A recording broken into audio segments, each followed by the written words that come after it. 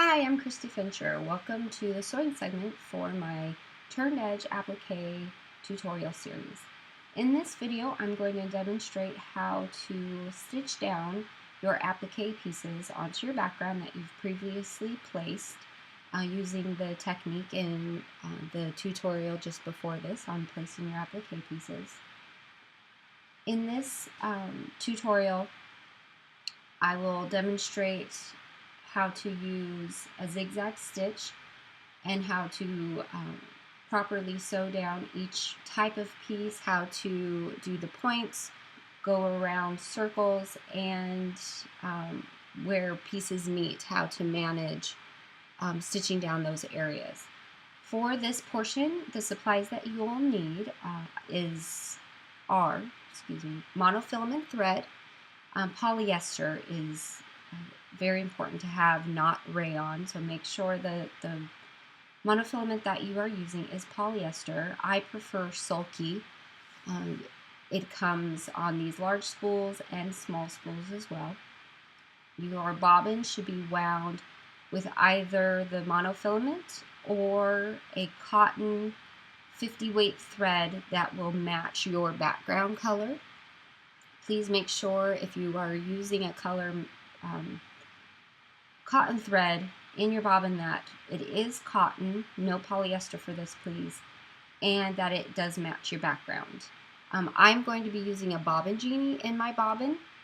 The bobbin genies are a Teflon washer that fit right inside your bobbin case, just like this. You can see it sitting in there.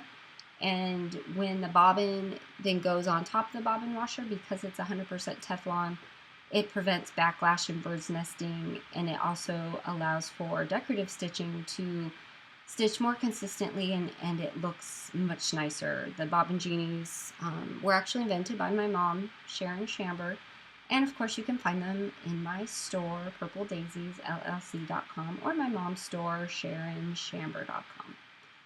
In addition, I will be using Schmetz needles. I prefer the embroidery needles. You can also use the universals. The size is important.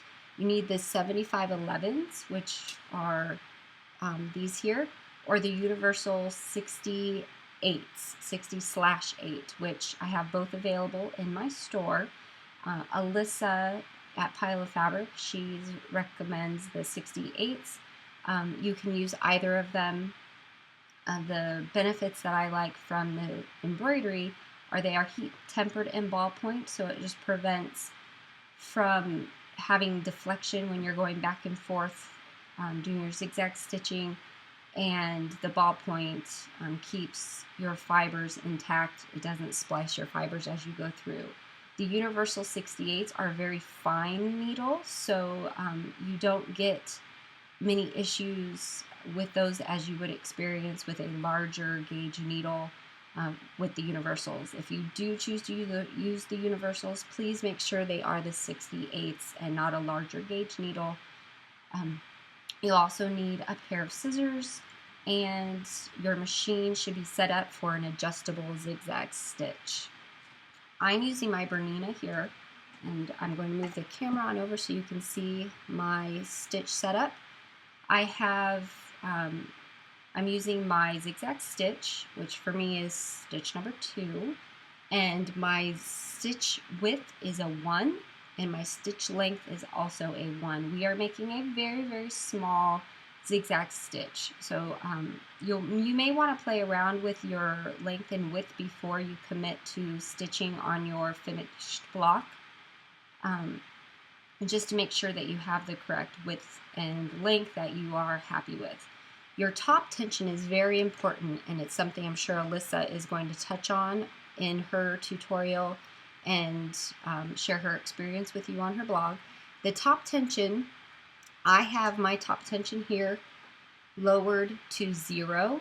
The top tension needs to be quite loose so that the bobbin will be tighter and then pull your top threads underneath. You don't want to have, in this case, your bobbin thread at balanced or able to come up to the top of your fabric.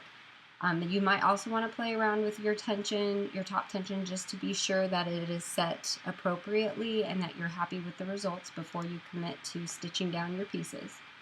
On my Bernina, when I get ready to put my bobbin in, and I have my bobbin all set to go, my bobbin has this wing, so if you have a Bernina, you're probably familiar with this. And the wing on the bobbin for the Bernina helps to tighten that bobbin tension just a bit, so for decorative stitching you get a prettier stitch on top. If you do not have a wing, you will have a screw on the side of your bobbin case. If you have a drop-in bobbin, it's going to be a little bit different situation. But if you tighten that screw on the side just a tad, about a quarter of a turn clockwise to tighten it, righty-tighty, lefty-loosey, that will help to tighten the bobbin tension just a tad to make sure that top decorative stitch looks really nice and you get a good result. If you have a drop-in bobbin and you don't want to mess with the screw to tighten the tension, play around with your top tension more so. If you do want to try tightening that for adjusting a drop-in bobbin tension, you will need to take your needle hole plate off and pull out the actual bobbin case and find that screw and just tighten it a tiny bit. So I'll go ahead and get this ready to start. Okay, you can see here on my Bernina I have my bobbin in the case, and then I'm from the front of the wing, I'm going to thread the end of the monofilament right through the wing to the back side of the bobbin, and then it is ready to be put into my machine. I'll get it put in there, make sure it clicks in place, and we're going to get ready. All set to get started. Now from previous sewing I had some of this red thread, and monofilament can be a little tricky to thread into your machine from scratch. So if you need to thread your monofilament and you have thread in there from previously, go ahead and at the top where your spool is at, just clip your thread of the thread that was in there originally. Put your spool of monofilament onto your thread tree, and then tie a knot connecting the monofilament and your previous thread. In my case it's this red. And once that knot is secured, carefully pull your thread down through, and it should bring your monofilament in carefully. You don't want them to slip apart. And then you see my monofilament is just coming right through, and then I don't have to thread the whole thing from scratch, which is very nice. Okay, when you start stitching applique with the monofilament, it's very important to have a long tail. So I'm going to go ahead and pull up my bobbin thread here to make sure I have a nice long tail of both.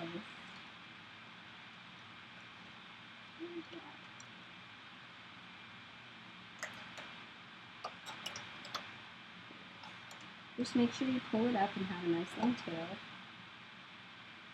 6 inches or so.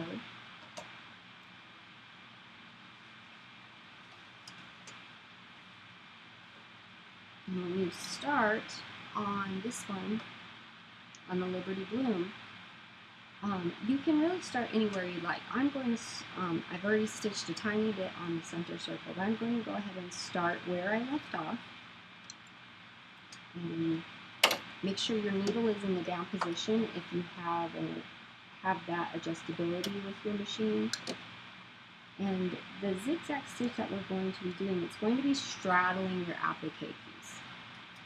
So it's going to go on, off of your applique.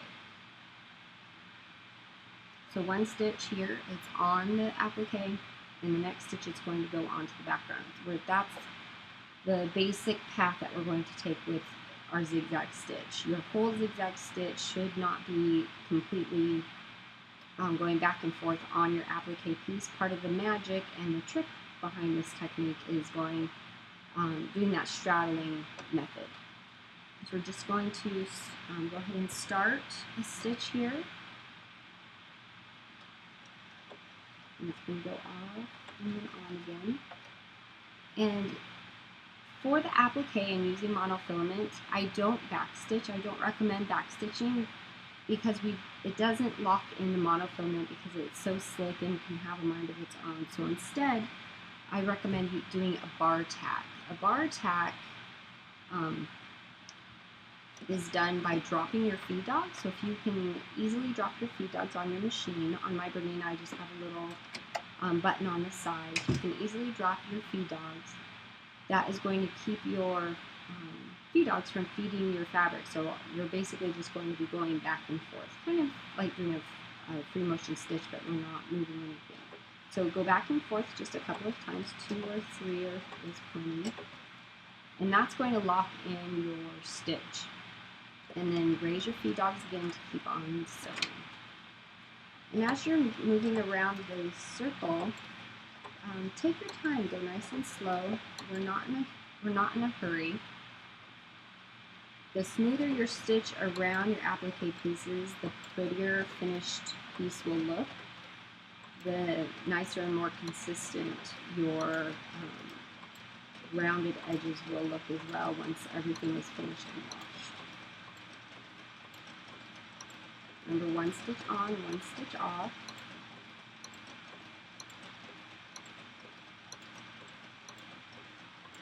If you find at any time you're starting to go off, like right there, just not far enough into the applique as I'd like to be, raise your foot a little bit and give it an adjustment, and then move it on over.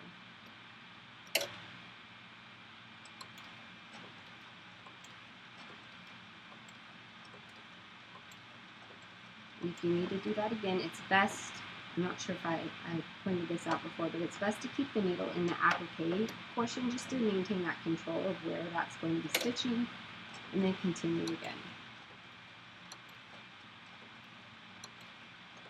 I'm coming to the end of where I started previously, so I'm going to do a bar tack here.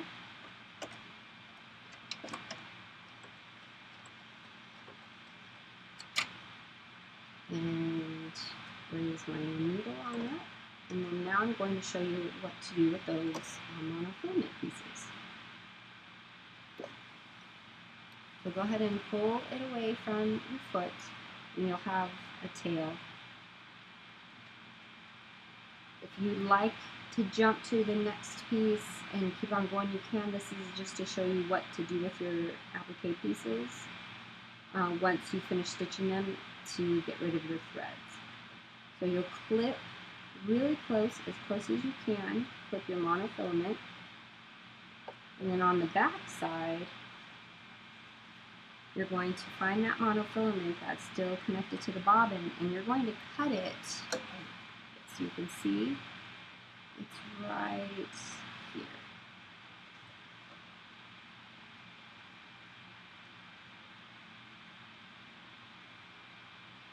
So you're going to cut it and leave about 1 inch to 1.5 inches long, and then give it a little tug, and it'll pull that tail from the front side to the back.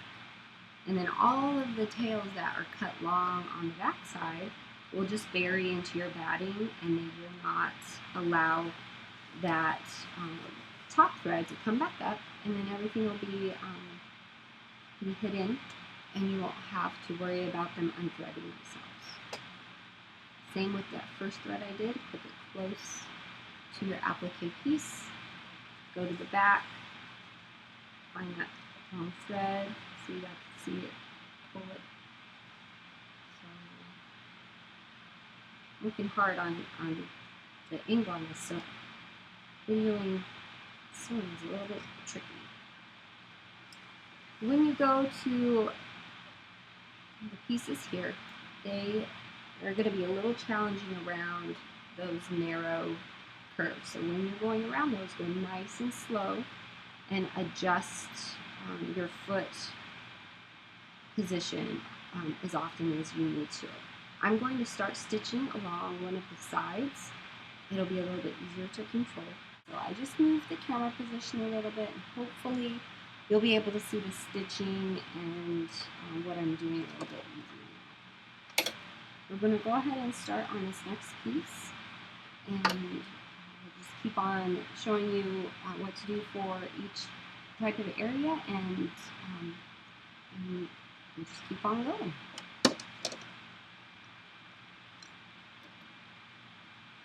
What I'm doing here is, since I moved to a new spot that has not been stitched on yet, I just want to make sure that I put the needle in the right place. I don't want to start sewing thinking it's in the right place and then have the zigzag be too far into the applique piece or too far off. So that looks like a pretty good starting spot right here.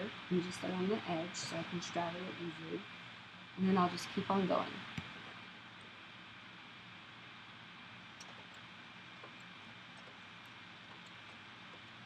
As I'm stitching, you might be thinking, oh no, Cristy, those holes are really big and I'm really worried that my applique is going to look terrible.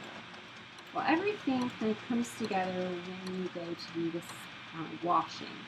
And I've added my mom's washing video on how to wash the applique blocks once they are completed to the playlist with all the turned edge applique.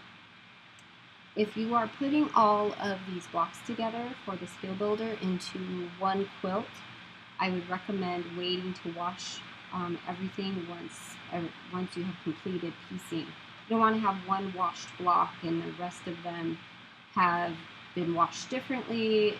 If you pre-washed or didn't pre-wash, there's variables there.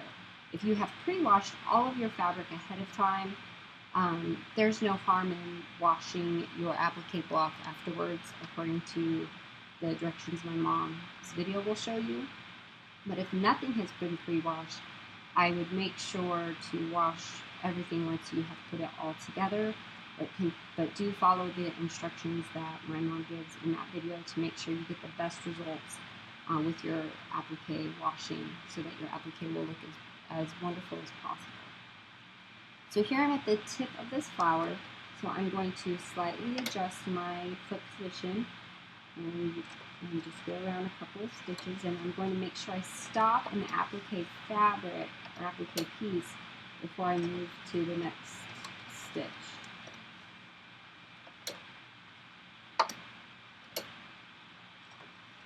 And do take this portion slowly. It can be quite tricky if you're not careful.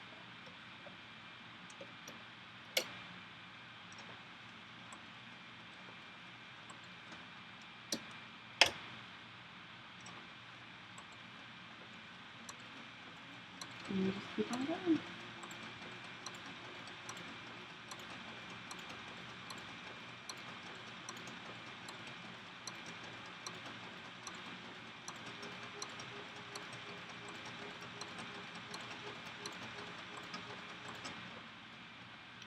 Now do make sure as you're going to keep your piece flat. If it gets kind of pushed up together, it's possible that you could create a pucker unintentionally on the back side.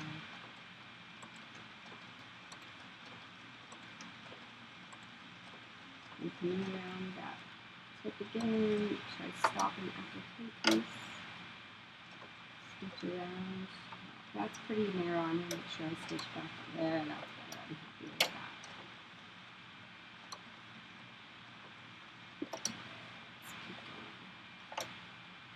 Once you get to that last petal, you're going to be a pro at going around those narrow ovals. Just keep going. Now I did forget to bar tack at the beginning. You may have noticed. So I'm going to overlap a couple of stitches just to help lock it in. So do make sure you bar tack at the beginning and end of your stitching. And I forgot, so I'm just going to overlap my stitching and bar tack now.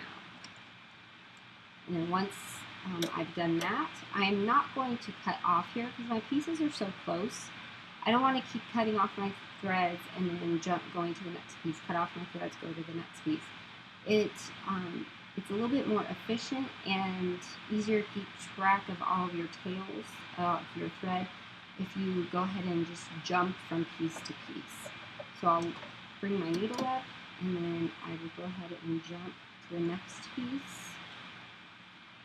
And I'm going to go to the piece to the left, so that way I'm not stitching back over this thread. If I go over to this piece, to the piece to the right, and start stitching, which might be my instinct because it just makes sense, but when I start going, I'm going to be stitching over this thread in between these two, and I don't want that to happen. So we'll just go over here to this piece, make sure your thread is underneath your foot, and then keep on going around your pieces. Line up that needle, make sure it's in the spot that you're happy with. Oops, see, I made a mistake. Oh, that's a pretty big mistake to make. So what I did is I did not notice that my needle was over to the right instead to the left. So when I lined it up, I thought it was going to go onto the applique piece and then onto the background, but it did a big side to side right on my applique piece. So I'm going to have to fix that, which will require a little clipping. It's not a huge deal. I'm not going to worry about the bobbin thread. I just want to get my filament length out nice and long. And then it kind of just came out because I caught it pretty quick. Now I have this tail on that first piece that's really close to the fabric. So as I mentioned before, that top thread gets clipped close to the applique piece anyway. So I'm going to clip that off, and then on the back side, when I come back around and take care of my tails on the underneath, I will take care of that. So that was probably a good mistake to make, to show you what to do if that happens. So now you can start going again, and now my needle is positioned over to the right, so I'm going to make sure that it's lined up to go on the background fabric and not my applique fabric. Alright, I think, hopefully I won't do it again. Here we go. There we go. So I'm bar tacking a couple of stitches, and then just keep on going. Now I prefer when I'm doing my applique to have my applique to the right, to the left, and have my zigzag go to the background on the left-hand side. That's my preference. Maybe that's because I'm right-handed. If you prefer to have it stagger the other direction, it's not wrong by any means. Just make sure you're consistent.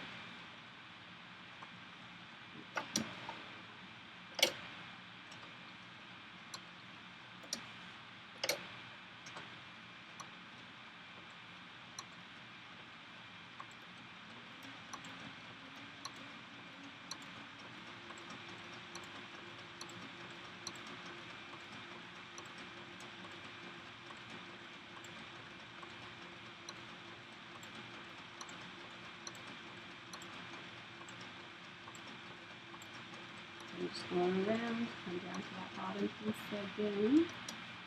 Maybe a little.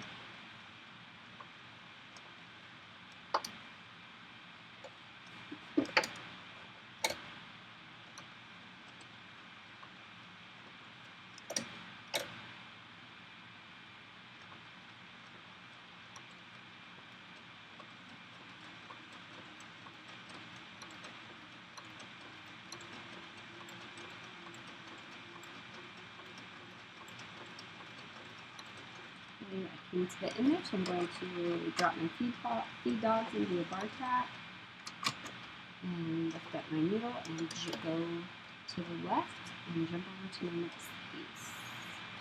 Now this time I'll be sure to not make that same mistake again.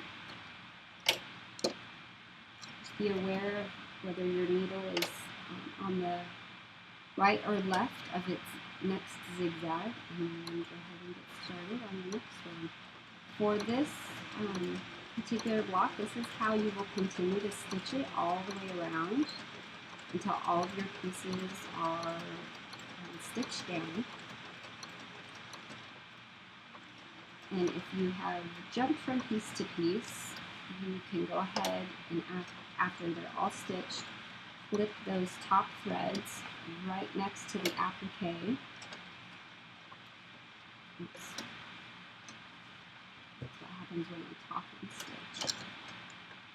So if you do what I just did and just nick the edge of the applique piece, you can kind of go backwards a tiny bit, not to back stitch, but actually reposition backwards just a tiny bit, and then put that needle down where you actually want it to go. Back stitching on that can be messy, so if you're just going to go 1 or 2 stitches backwards, I would recommend doing that. The monofilament will get hidden later anyway.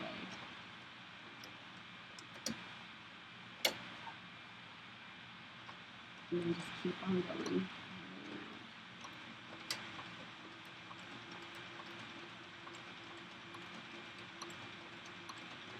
So as I was saying before, once you get all of your petals stitched down, you can go ahead and clip those top threads right next to the applique pieces, and then we'll turn the back over and clip the back side tails to an inch and a half long, with a very gentle tug to pull that tail from that little tiny tail and from the top to the back. So all of your threads will be hidden and secure and won't find their way back to the top of your applique.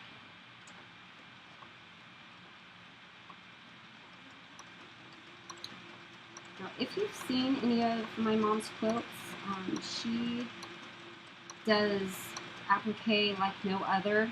All of her award-winning quilts are appliqued, and this is exactly how she does it for all of her quilts. She is a master at what she does, but she wants to share what she knows with everyone, so she's passed on her skills to me, and I want to continue to do that and share them all with you.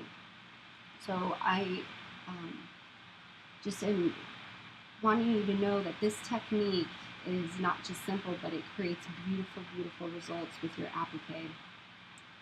I'm going to go ahead and go to the next block to show you how to tackle those tips on the Modern Beauty, as well as how to do the melon or orange peel pieces, and continue sharing the little tricks for that.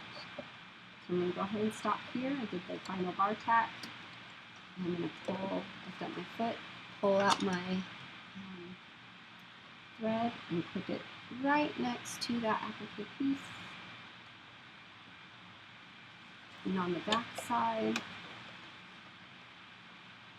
oh, that's so much better. On the back side, give yourself about an inch or so, and then pull gently so that little tail comes up to the top. And you can see that jump stitch here. And I have about an inch or an inch and a half, so I'm going to clip it right in half. I don't want this to be clipped too close on this side or on that side and risk that bottom tail coming up. So I'm going to clip it right in half and give it a gentle tug, give it a gentle tug to pull those little tails toward the back. And again, I have that long tail here. So I'm going to clip it right in half. Give it a little gentle tug, and any of the tails that are excessively long, go ahead and clip down to about an inch or so. As I mentioned, don't worry about them, they'll all bury themselves in the batting once you are finished with the stitching and do your quilting and with the final washing. So everything here is ready for truing up your block. Once you get everything stitched, I'll continue and stitch this off camera later, but I'm going to go ahead and show you those other shapes now. So I'm going to start here in the center with this circle. The circle center on the Modern Beauty is smaller than the one for the Liberty Bloom. So this one's going to possibly take just a little extra finesse and some extra lifts of your foot, just to make sure that it is going to be in the right position. So here I'm placing my needle right in the spot that I'm pretty confident it's going to end up going. I apologize for the adjusting the camera. I just want to make sure I get you the best view possible. I'm going to go ahead and stitch. I had on my bar tack already, so stitch your bar tack. And then go ahead and start using that. See, I kind of go off a little bit sooner than on that larger circle, so I'm going to lift up my foot and adjust my position.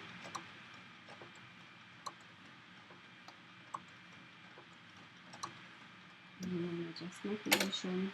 I don't want to over adjust on that first adjustment. I over adjusted just a tiny bit and it zigzagged back a little bit onto my applique piece. So try not to overcorrect and take it slow. This isn't a speedy process, and the better results come from just making sure you take your time.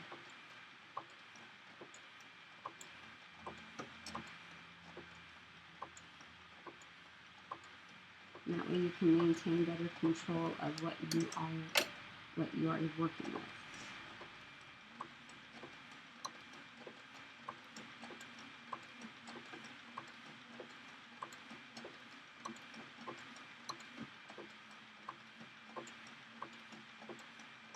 And I'm at the end where the two meet, so I'm going to adjust just a little so my bar tack will go back and forth onto the applique piece in background.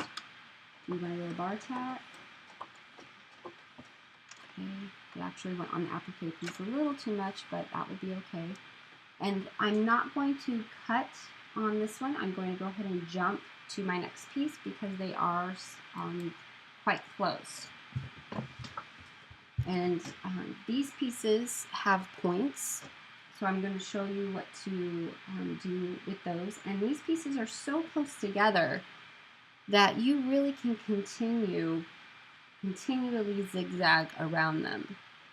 For example, on the circles here, you can just go around one side and then continue around the whole melon pieces. Here, I'll back up the camera a little bit so I can show you what I mean.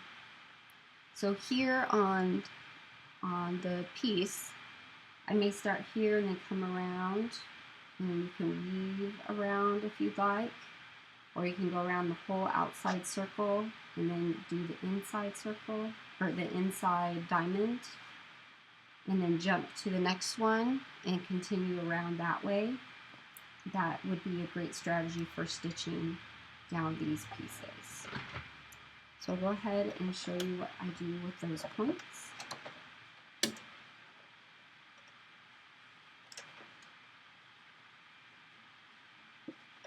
So if I'm going to, I don't prefer to start at a point if I can avoid it.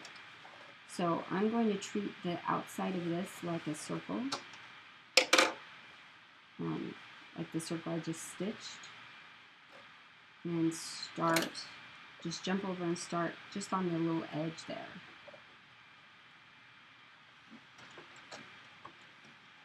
And make sure you bar tack before you get too far. If you get one or two stitches before you remember, that's okay.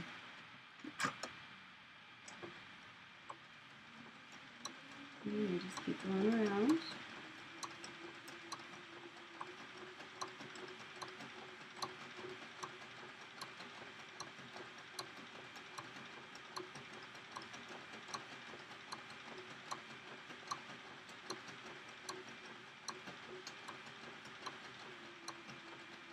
I'm coming to the point. I could continue as if it were a circle, but I want to make sure I secure that point right here.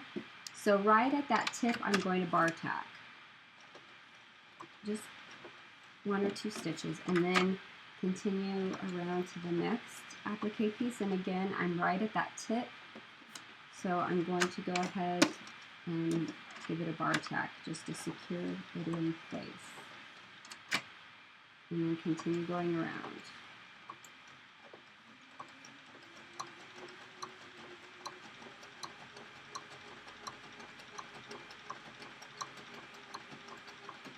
Because this is a pretty wide circle area, you may not have to adjust your foot much, but still take your time.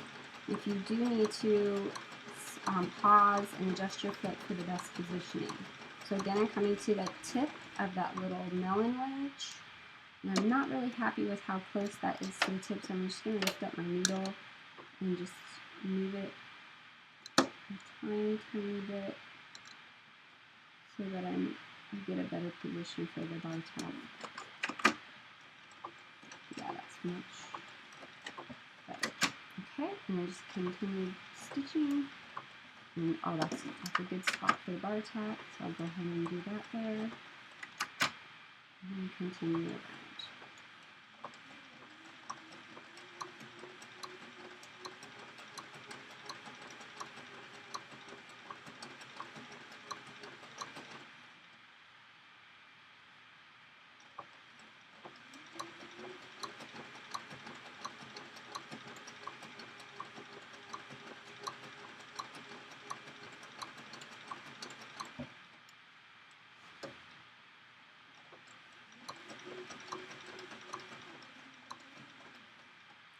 Bar tack there.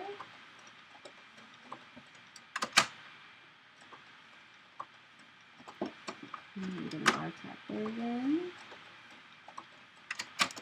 And continue around.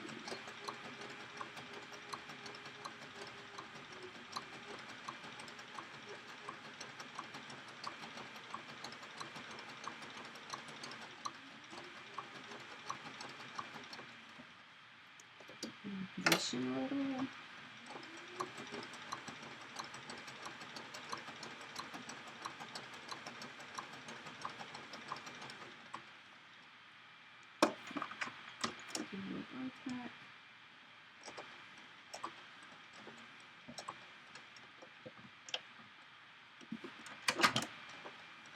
And I'm coming to the purple one that I started down a little bit from. So I'll go ahead and finish bar tack that point, and then I'll bar tack again where I started it.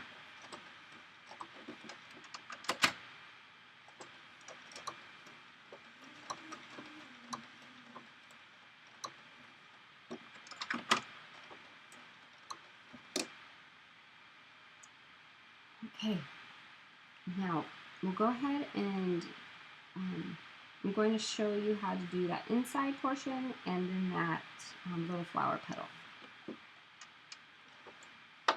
The inside portion, you can just jump to a little bit. And I like to keep that applique piece to my left. So I'm going to position my needle right at the tip in between those two pieces so that it appliques the reddish piece down. And then I'm going to bar tack that and continue on.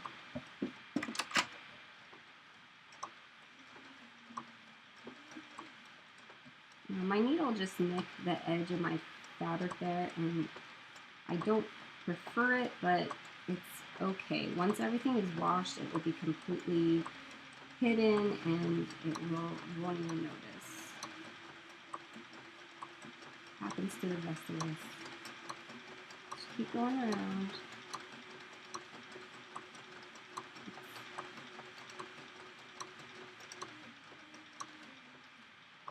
I'm getting close there, so I'm going to go ahead, stitch, bar tack. And then now I'm going to keep my needle down and rotate this completely around.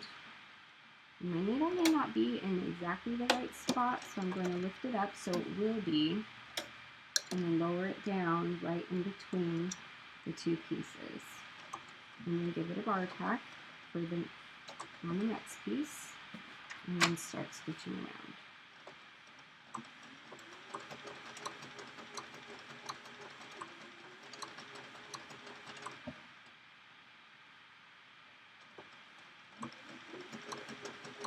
Sorry if I keep my hands in the way. Keep trying to move them so you can see better. Okay, coming down to that joint of the two pieces. Keep the needle in between the two, do your bar tack. Spin it around. The needle actually is in a good spot this time, so it'll do the bar tack where I want. Okay, and zigzag round.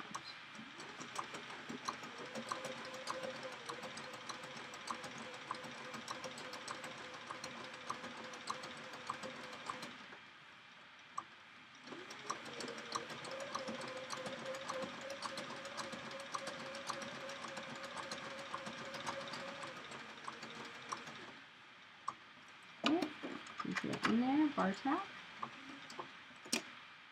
Lift it up.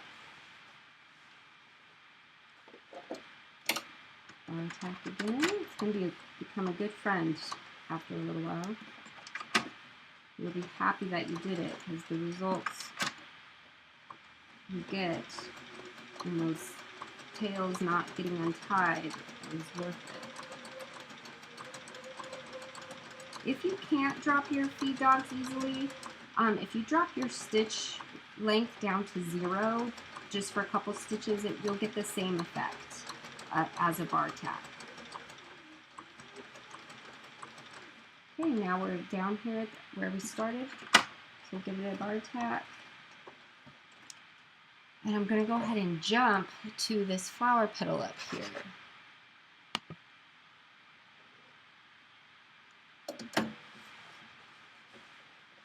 So on this flower petal, I'm going to go ahead and start on the side, just like I did on those others. I don't prefer to start at a tip if I can avoid it. So you'll go ahead and do your bar tack again.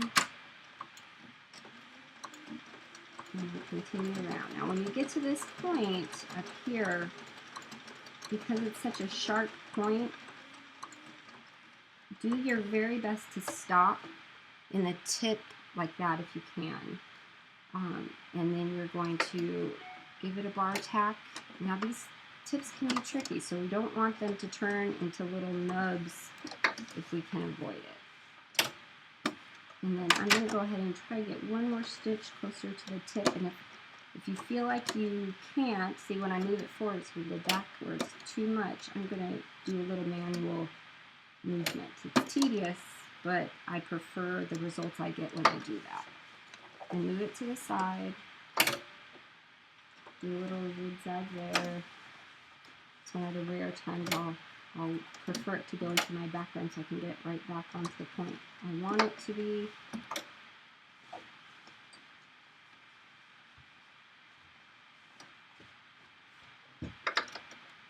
get all those wrinkles out. And then back over there again. Give it another bar tack just to secure it. And then continue around. Take your time on those points. Your results will show your the time you took to make sure that you got those zigzags in the right places.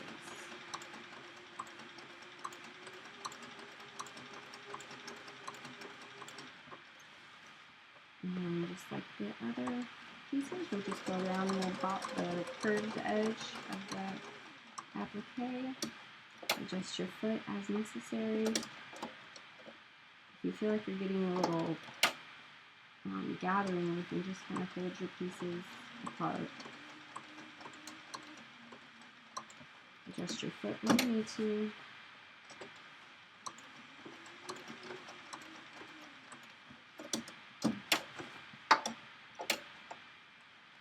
Now, if you're going to be sewing over, I'm going to sew over this if I keep going. So I'm getting close to where I started. I'm going to go ahead and clip that top thread close as I can to the bottom thread, and underneath, when I come back around, I'll go ahead and pull that out. I'm just a little too close to be comfortable doing it. Sometimes I'll do it when I still have the piece being stitched, but I'm a little too close to it to do it right now. So just keep going around.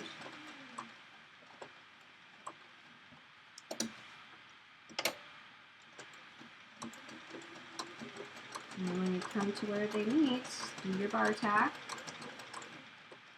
You clip that top thread close to your applique. And you can continue to jump to the next circle and go around the outside as I did with the first one, and then the inside diamond. Or if you don't want to jump to the next one, you can go ahead and clip this off and start over here fresh. I'll leave that to you. I would probably continue to jump around, just I like to be able to manage the threads after I have finished the entire block, rather than having little threads all over the place. But there's no right or wrong with that. That is going to be a personal preference. I hope that you will finish up your applique and you are going to be really happy with your results.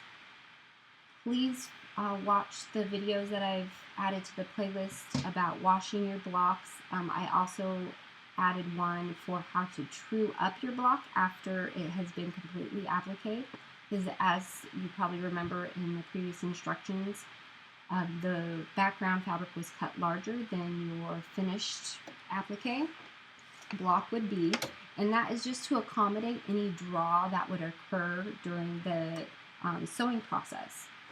We don't want to cut it to the accurate size and then have even a 1/16 or an 1/8 of an inch of draw, making your block too small. So this way, leaving a little larger and then getting everything stitched will allow for you to make sure your block is accurate in the end. So there is also a video done by my mom to show you how to true up your block when it is all finished. If you have any questions, please feel free to leave a comment on the video or visit my blog, So Much Like Mom. You can also find me on my website, purpledaisiesllc.com, and contact me there.